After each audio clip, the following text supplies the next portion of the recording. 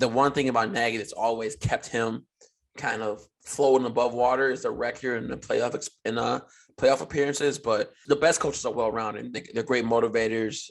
They're personable. They know how to like lead men. They're respectful, and they can call good plays, call good defense, whatever. But some of them are one way or the other. And if it's feeling like Nagy just doesn't have that play calling aspect, and what's going to be unfortunate is it might lead to the locker room kind of losing faith in him. And so all that cool, like rah-rah and that leader mentioned that I just mentioned, that doesn't really work when you start losing games, especially putting on the performance they put last night.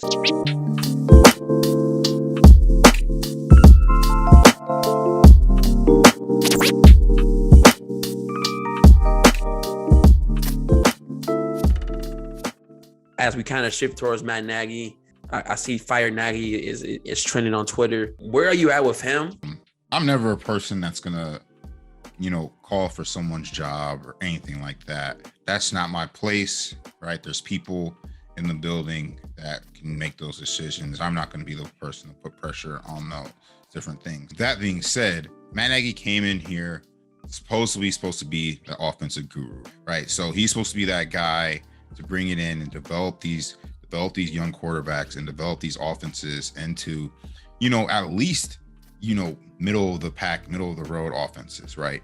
And it seems like the offenses has consistently regressed every single year that we've been here, right? We look back 2018, Trubisky played, pretty good season, right? I mean, we were able to put points on the board, number of different times, right? There was a lot of times where we were, as the Bears, they won ugly, but the offense was able to make enough plays to put them in positions to win ball games, right? Even when you think back to that playoff game and the wild card, right? They had the opportunity. They drove down on that last drive to put the Bears in a position to win football games. And now when we think back over the past 2 seasons and now even this season, I haven't seen that whatsoever. It seems like every single time if the Bears are going to win the football game, it's because the defense did something to basically put the offense in basically the red zone. And, the offense basically all has to do is either kick a field goal and then maybe luck themselves into a touchdown. Like, I feel like there's no identity with the offense whatsoever.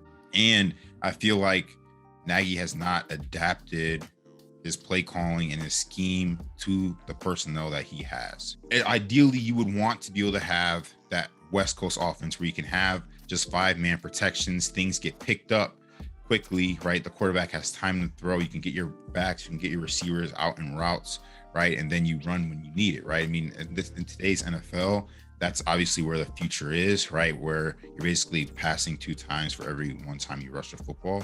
But with the personnel that the Bears have had over the years, it's just not realistic. It's not working. It's clearly not been working, right? And when you see that regression after each year, because you want to see progress from year to year, you want to see those things get better and better.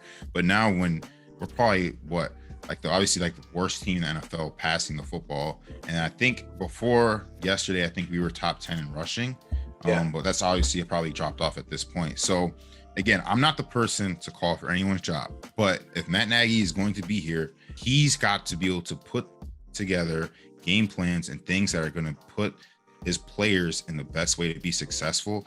And frankly, he just hasn't done that yet. The fan base is pretty much already over him to begin with. So I'm not sure how much longer, right, the players in the building are going to rock with that. And then obviously the upper management, above Nagy as well. So I know how you mentioned it. There's a lot of the successful offenses are moving to being pass heavy, passing 2 times for every 1 rush. But there's still successful teams out there right now who are run first teams with their identity. Think about the Titans, think about the Browns who we just played, think about the 49ers. Like, these teams are successful. These are good teams, and they have run first identities. And if it's one thing to point out that you said again is that the Bears don't have an identity. They haven't had an identity. It's like, where do we want to go through? Who's going to be like our guy every single week?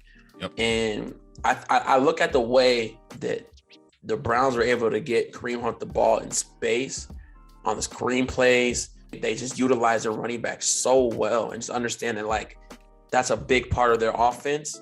It kind of opens up everything else, right? And I think about how it's a shame anytime David Montgomery doesn't get at least 20 touches, right? It doesn't always have to be rushes, but at least 20 touches.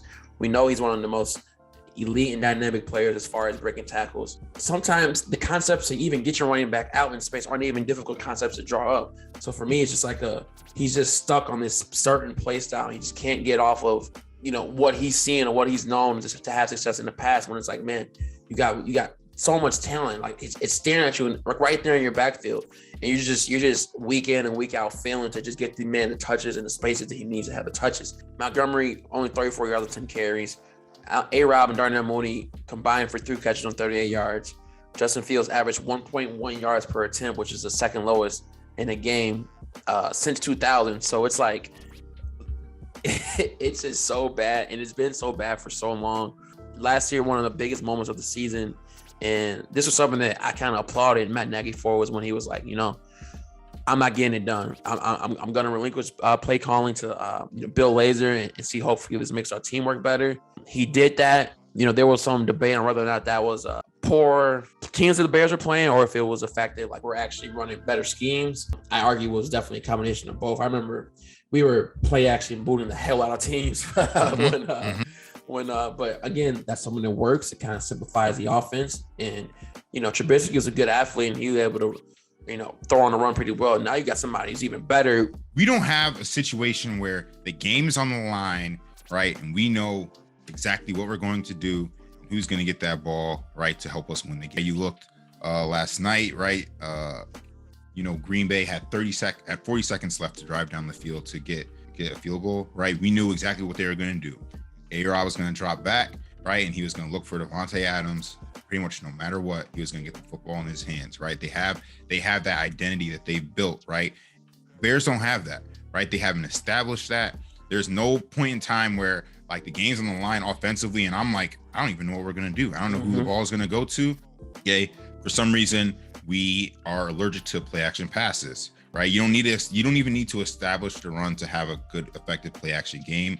Part of it is just doing it, right? Just adding the plays in. We don't do it, right? We don't do boots, right? We don't move the pocket, right? We don't do things where we're sliding the entire protection and the quarterback's rolling out that way, to make simple completions, right? And then one of the most frustrating things yesterday is that with how dominant that pass rush was yesterday, we didn't go into any max protections where we kept in a running back and we kept in a tight end.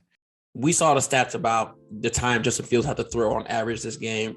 How many times he was sacked. So like it falls so perfectly into their scheme, because the Browns defensive backs were playing a little bit tighter outside covering because they knew they were expecting quicker throws. When you bring in mass protection, that 2 seconds you might get more could lead to Darnell Mooney getting behind the defense once, and all that shit that they did to get this scheme, and it gets blown up because one of our playmakers makes a play. But again, we're just trying to nail home this 5-man protection, and it just got obliterated.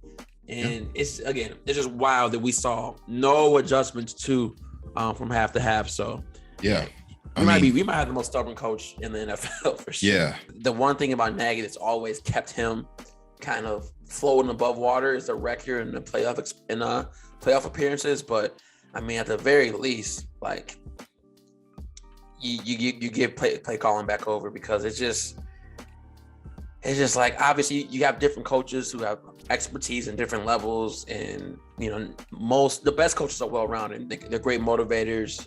They're personable. They know how to like lead men. They're respectful, and they can call good plays, call good defense, whatever. But some of them are one way or the other. And if it's feeling like Nagy just doesn't have that play calling aspect, and what's going to be unfortunate is it might lead to the locker room kind of losing faith in him. And so all that cool, like rah-rah and that leader that I just mentioned, that doesn't really work when you start losing games, especially putting on the performance they put last night. So